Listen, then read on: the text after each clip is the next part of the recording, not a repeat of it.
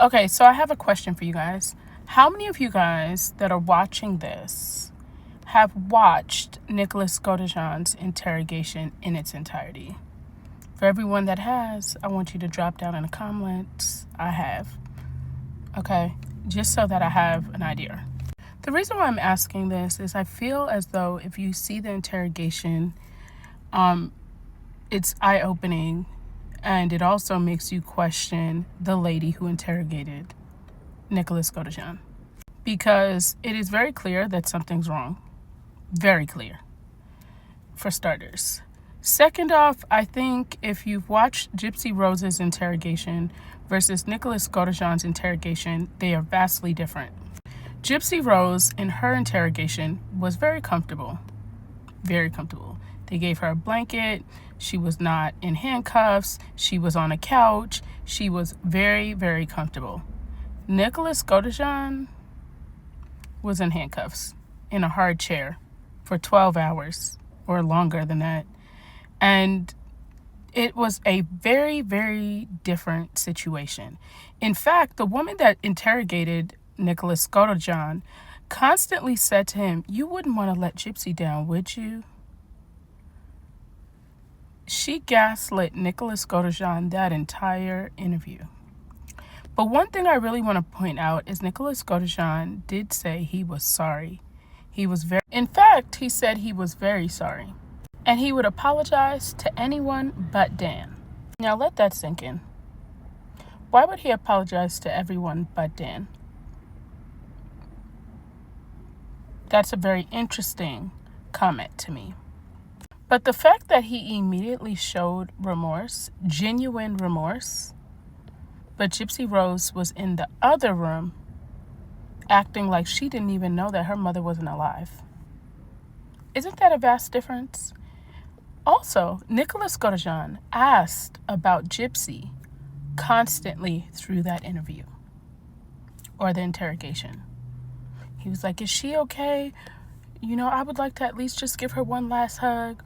Or, "Is she okay? Are you sure she's okay?" Like, he was very concerned about Gypsy. Not one time did Gypsy give a damn about him.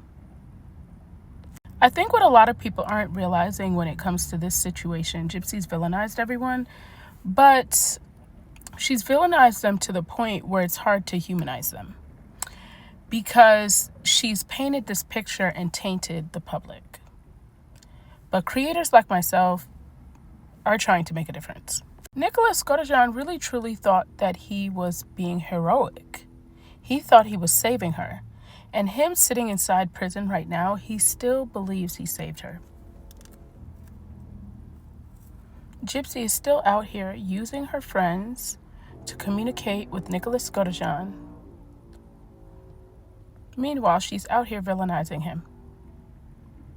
One thing we do know is Nicholas GODEJOHN did have autism, a low IQ, and he was collecting a permanent disability check. And I want to bring this to your attention, which is basically the statistics of autism. Because I feel like a lot of people feel as though, well, they don't have to deal with it, so this is really not their problem. But it is something that is an issue. According to the CDC, about 1 in 36 children in the United States have autism spectrum disorder. This has significantly increased from 1 in 44 in 2021 and 1 in every 110 in 2006. Now it gives the explanation. It also puts in the factors of influence in autism. But one thing that I really want to bring to your attention is the fact that people with autism, and of course it's a spectrum like everything else, so not all people or not every single person, but keep in mind, he was collecting a permanent disability check. So with that being said, the state deemed him disabled enough to receive a permanent disability check. That is very hard for someone that's 26. So we're not going to say all or anything like that. I want everyone to keep in mind that this is a spectrum. I looked up autism and manipulation. And how do they pair together? So it says autistic people can be susceptible to manipulation because of communication differences, but they are not inherently more susceptible to manipulation than anyone else. And I want you guys to hang in there because we're going to clarify this. They are often honest and upfront and less likely to lie or manipulate others. However, this can make them targets for exploitation. Okay? The explanation is communication differences. Autistic people may have different communication styles than neurotypical people. This can make it harder for them to recognize manipulation attempts. Honesty. Autistic people tend to be honest and upfront and less likely to lie and manipulate others. Exploitation. Autistic people can be taken advantage of in various different situations, including cold calling, charity organizations, intimate relationships, bullying, and criminal behavior. I think showing things like this are really important because a lot of people don't really understand how she really took advantage of Nicholas GODEJOHN. And I think it is really important to really understand why or how this can happen. And this brings my next point. The reason why Nicholas GODEJOHN and Gypsy Rose Blanchard's crime has been something that I have always felt is important is because he was used. He was manipulated.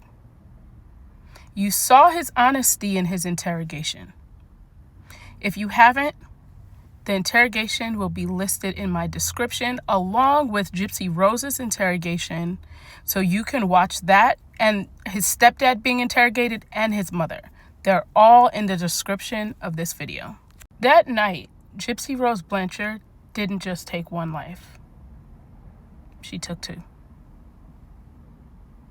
Could you imagine thinking you were saving someone to only find out they were lying to you the whole time? Because Nicholas GODEJOHN did say a couple of times, I really started to feel bad when Gypsy kept saying all of what her mom did for her.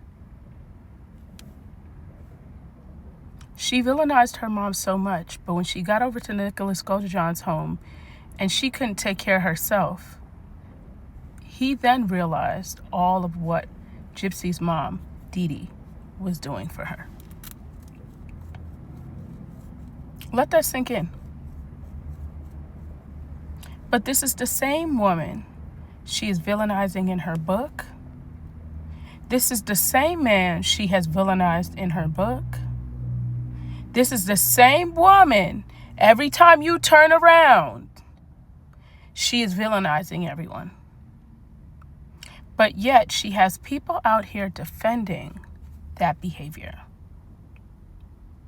We live in a society that if it's not our issue, or if it's not something we personally have to deal with, it doesn't matter. This is a big issue because it might not be you today.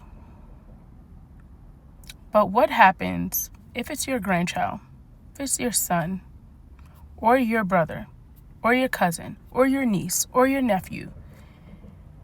Then is it a problem? That is something we all have to think about. We as a people collectively have to care about each other, not just us individually. I think we live in a world that's a dog-eat-dog world, and because of that, we are desensitized to having sympathy and empathy for other people. I personally will never have sympathy or empathy for Gypsy Rose Blanchard, but other people, I will. Nicholas GODEJOHN, I do. Dee Dee Blanchard, I do. But I think we cannot forget Nicholas GODEJOHN. And we cannot forget him because he is a prime example of what America feels about people that are disabled and the government and the justice system. You guys have a great day. Bye-bye for now.